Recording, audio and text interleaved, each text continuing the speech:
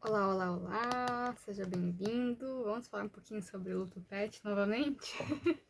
Para você que não me conhece, eu sou Laurinda Silva, sou formada em medicina veterinária e hoje eu sou terapeuta holística de pessoas, animais, ambientes, empresas, tudo que tem consciência, ou seja, tudo. E hoje eu senti de compartilhar com vocês uma consciência que tem vindo para mim. Então, se você não me conhece, a primeira coisa que você tem que saber é que eu sou médium. Eu sou médium ostensiva, eu tenho praticamente todos os canais abertos, só um que eu bloqueei por questão de maturidade minha, ainda não consegui lidar, mas eu tenho todos os canais abertos. E de um tempo pra cá, pra quem não sabe também, ano passado o meu cão mais velho fez o desencarne, então ele saiu do corpinho físico dele. E de um tempo pra cá, assim, em alguns momentos, isso já faz mais de um. Não, vai fazer um ano agora, em fevereiro. Então já faz quase um ano. E teve muitos momentos específicos que eu sentia muito forte a presença dele junto. Primeiro ele ficou me acompanhando no plano espiritual, né? Ele se tornou como se fosse um guia, um protetor meu. E me auxiliou muito em várias questões, assim, inexplicável mesmo. Várias situações de mudança, várias situações de transformações minhas. Inclusive a questão do luto, né? De ele ter feito a passagem e me trouxe muita consciência do porquê que estava doendo tanto o luto, né? E o luto, não só o luto pet, mas o luto de forma geral, mas vamos aqui, né, falar sobre o luto pet. O luto pet, ele traz muita questão de criança interna. Animais, de forma geral, já trabalham muito nossa criança interna, mas o luto pet, ele traz muito algo que a gente, ilusoriamente, né, por assim dizer, perdeu. E as aspas ela não perdeu, fiz errado. Mas traz muito essa questão do ego, né? Traz muita questão da criança interna, que é o controle, que às vezes coloca um papel naquele animal que nos acompanhou. Então, o papel do pai que não pôde ajudar a gente, que não pôde ajudar a gente de alguma forma. Da mãe, né? Ausente, do pai ausente emocionalmente, ou às vezes fisicamente. E inconscientemente a gente pega e coloca esse papel, esse vazio, essa carência no nosso pet. Então, muitas vezes o luto pet acaba doendo por conta dessa carência que foi, por assim dizer, finalizada, né? Encerrada, foi finalizado aquele ciclo, né, de aprendizado. E muitas vezes a dor é exatamente por esse apego, porque representava algo muito grande para a psique humana, para sua criança interna. E então tem essa finalização do ciclo interior também, né? Então o nosso ego ele fica desesperado porque ele tá direcionando toda a carência para um único ser. E aí quando ele desencarna entra em colapso, né? E uma outra questão também que tem vindo muito para mim essa semana é que eu tenho sentido de volta a presença do Zeus, que é esse meu cão que desencarnou. E ele veio exatamente para mostrar que eu tinha outros lutos para trabalhar. E toda vez que ele se aproxima de mim, então no plano espiritual, né, eu aqui falando com vocês e eu sinto a presença dele, por exemplo, eu começo a chorar. E aí eu fiquei assim, né, por que eu tô chorando? Já faz um ano, né, tipo, eu já trabalhei a questão do luto pet. E aí esses dias eu vi, se não me engano foi a Neva, não lembro, alguém falou sobre a questão dos desencarnados, né, que eles estão sempre com a gente, só em outra frequência, outra vibração. Ou foi o Bachar também que falou, não lembro. Mas eu lembro que a pessoa que falou exatamente que não existe a questão da perda, né? Porque só mudou a vibração, só mudou de plano, continua conectado. Né? Lembrando também que somos todos um, então a desconexão simplesmente não existe. É uma questão de dar energia, né? Mas isso eu deixo para outro momento para falar. E aí vem a questão do ego de volta, né? Só que quando os nossos companheiros, nossos amados, né, que foram pro plano espiritual se aproximam da gente, eles também sentem saudade. Eles também sentem a tristeza do desligamento, às vezes tem uma frustração, né? Isso é bem comum nos pets também, de ter sido desligado, né? Em situações mais de eutanásia, por exemplo.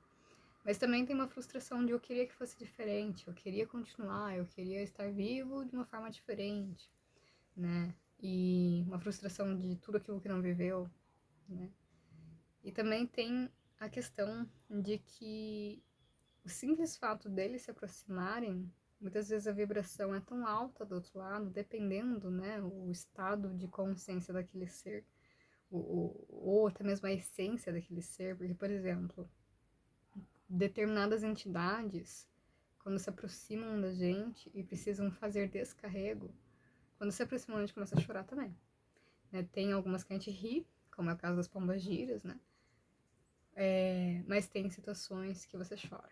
Então, eu percebo isso, eu trabalho, né, independente assim da religião, tenho as pombagiras, tenho os caboclos, tenho os arcturianos, os pleiadianos, e o que eu percebo é que os arcturianos e pleiadianos, arcturianos principalmente, ou talvez seja só o meu campo, né, os meus arcturianos, como por assim dizer, quando eles se aproximam eu também choro, porque a frequência deles é muito alta, a vibração deles é muito alta, e se tiver alguma coisa desalinhada, o simples fato da vibração alta deles existir é o suficiente para movimentar o que está desalinhado. E aí vem o choro. Então, existem algumas situações em que pets que desencarnaram, eles também têm uma vibração naturalmente alta. Então, acaba que quando depois do desencarne eles recebem lá o tratamento, e o tratamento original, não, vamos dizer assim, tratamento oficial, mas direcionado realmente ligado à espiritualidade nua e crua, o despertar espiritual, lembrar da sua essência, é exatamente lembrar da sua essência. Então não é só um tratamento de auxiliar nas questões de desligamento do corpo físico, de retirar as energias dolorosas, né, do corpo físico que ficaram às vezes impregnadas no perispírito. Mas também tem a questão da essência, de você lembrar quem você é, porque você não é o seu corpo físico. Você é uma alma, você é um fragmento do seu eu superior, você é um fragmento de Deus. Você é Deus, né? Fragmentado. E quando a alma desencarna, às vezes tem apego à matéria, às vezes tem apego ao personagem, que é o corpo físico que a gente tá aqui hoje, o papel que a gente assume, né? Principalmente se é uma alma que ainda não lembra que é livre, né, que tá ligada a crenças sobre karma, dharma, que tá ligado a questões do ego, né, sobrevivência. Outra coisa que também gera um pouco de apego, e isso chega a ser meio irônico, mas corpos físicos que sofreram muito antes do desencarne, a alma também se apega. Porque é como se fosse uma coisa assim tão intensa que te prende, que você não consegue lembrar de quem você é quando desencarna, porque parece que você ainda tá ali.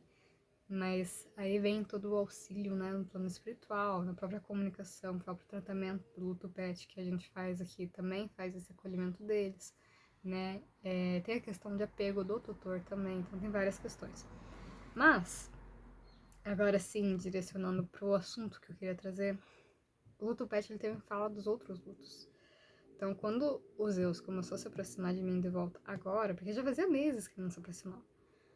Aí teve um dia específico que ele começou a se aproximar e eu comecei a chorar, chorar, chorar. Eu falei, gente, por que eu tô chorando? Não faz sentido, eu tô bem com a situação. Né? Aí eu lembrei da Char ou da Neva falando isso, né? E quando eles se aproximam, se tem algo desalinhado ou alguma mensagem que eles querem passar pra gente, a gente acaba entrando na emoção. Principalmente se aquela base do que significava aquele ser para você ainda não foi trabalhado. No meu caso, foi mensagem, então, exatamente trazendo que eu tinha outros lutos para serem trabalhados. E esses lutos que precisam ser trabalhados é uma coisa que o meu próprio corpo físico está mostrando por meio de uma dor crônica que eu tenho.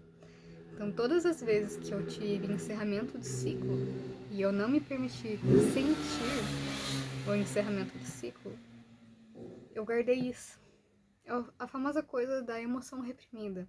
Então, toda vez que eu me mudei, toda vez que eu tive que tomar uma decisão para sobreviver, toda vez que eu tive que abandonar sonhos, desejos, vontades na infância, na adolescência, por sobrevivência, todas as vezes que eu tive que me calar, todas as vezes que eu tive que falar, e isso acabou gerando caos ou gerou um conflito, um encerramento brusco. Todas as vezes que eu tive que abandonar uma profissão, algo na minha profissão, né? Por exemplo, eu abandonei a medicina veterinária, isso é um luto, isso gera um luto, né? Todas as vezes que eu tive que ir para um caminho que eu não queria, mas eu tive que ir por sobrevivência, né? Então as coisas, os sacrifícios que a gente acaba fazendo por sobrevivência também são lutos. Isso ninguém fala, né?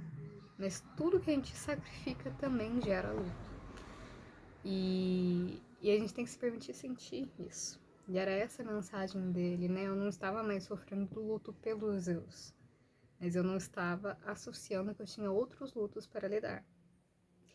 E no luto pet ali, quando a gente faz tratamento, normalmente a gente acaba pegando de tudo um pouco, né? Mas quem é a terapeuta às vezes se bate um pouco, né? Porque é você que tem que ser a terapeuta e a cliente ao mesmo tempo. Então eu admito assim que eu tenho que olhar essas questões, mas já estou olhando. Mas é uma coisa que eu achei interessante trazer para vocês, né? Que o luto pet, ou o luto de forma geral, ele não é só sobre aquela situação. Esse luto, ele convida a gente a olhar os outros lutos também. Que às vezes, muitas vezes, está reprimido no nosso corpo físico, em forma de dor física. Ou em comportamentos autodestrutivos ou coisa do gênero. E é uma coisa para refletir. Porque às vezes a dor que você está sentindo em relação ao seu pet que desencarnou, na verdade é só o seu pet te mostrando que ainda tem muita coisa para olhar relacionada ao luto. É todos os encerramentos de ciclos que você teve e você não se permitiu viver. E é um processo. É se permitir sentir, é chorar, é acessar a dor, é ir no âmago daquela dor, né? Então é ir no fundo do poço mesmo. E é até bom que você vá no fundo do poço, porque você vê que dali você não passa. Só que aí você tem que subir novamente, né? E o tratamento do luto pet, ele trabalha isso. Ele te dá o empurrão para você subir. Diferente de você subir sozinho. É diferente de você não ter uma equipe que vai te ajudar a subir. A psicoterapia convencional ajuda sim. Só que a energia precisa ser trabalhada também. E na cura do luto pet a gente consegue fazer isso, né? Com as energias, auxiliar no resgate da essência, mas no resgate de que a morte não é nossa inimiga. Os encerramentos de ciclos não são nossos inimigos.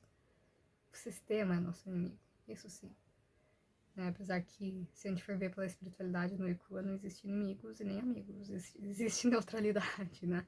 Cada um assumindo seu papel. Mas aqui, sim, nessa realidade, nesse momento, ainda início de 2025, janeiro de 2025, sim, nós temos um inimigo em comum que é o sistema. Mas não é a morte, não é o luto. Eles apenas nos mostram onde ainda devemos amadurecer, onde ainda estamos com o rabo preso em situações que a gente não se permitiu viver. Situações que, né, por exemplo, eu tive que sair de casa cedo, fui morar sozinha cedo, de uma forma conflitante, e eu não tive tempo para vivenciar aquilo. Eu só tive o tempo para sobreviver. E hoje essa dor vem. Ela vem. E eu achei que eu tava sendo forte, eu fui forte, né, pelo tempo que precisava, mas chega um momento que a gente tem que encarar isso, né? Passou o tempo da sobrevivência. E isso, inclusive, é uma mensagem para 2026. A gente está saindo da sobrevivência, do modo sobrevivência, e começando a ir para o modo viver. E para a gente poder viver, a gente tem que deixar o passado para trás. A gente tem que olhar, sentir os lutos que tem que sentir, para que isso nos amadureça, para que isso nos fortaleça, para que isso nos construa e ajude na lapidação do diamante que somos nós. Então, quanto mais você se permite sentir olhando para o passado, mais você vai para frente, porque você vai amadurecendo. Chega a ser engraçado falar isso, né? Que a dor vai nos amadurecer, mas sim, a dor nos amadurece.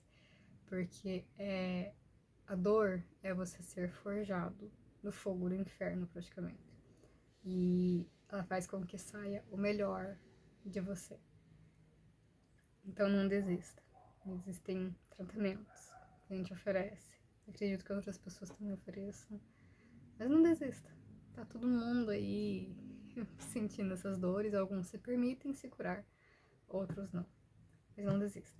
Nunca é tarde demais para se escolher e para se permitir também.